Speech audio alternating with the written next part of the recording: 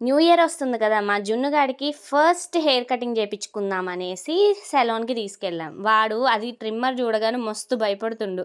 అస్సలు చేపించుకోవట్లేదు. అస్సలు కోఆపరేట్ చేయట్లేదు. అయితే మేమింక చిట్టి చిలకమ్మ పెట్టామనమాట. ఇది వాడి ఫేవరెట్ కార్టూన్. వాడి ఫేవరెట్ పాట. అసలు ఆ పాట పెట్టి ఎంతమంది ఏం తీసపోయినా కూడా వాడసలు ఏం పట్టించుకోడనమాట. అంతగనం బాగా చూస్తాడు ఆ చిట్టి చిలకమ్మ అయితే. సో, మేమిక్కడ ఈ ట్రిక్ ఫాలో అయ్యాము.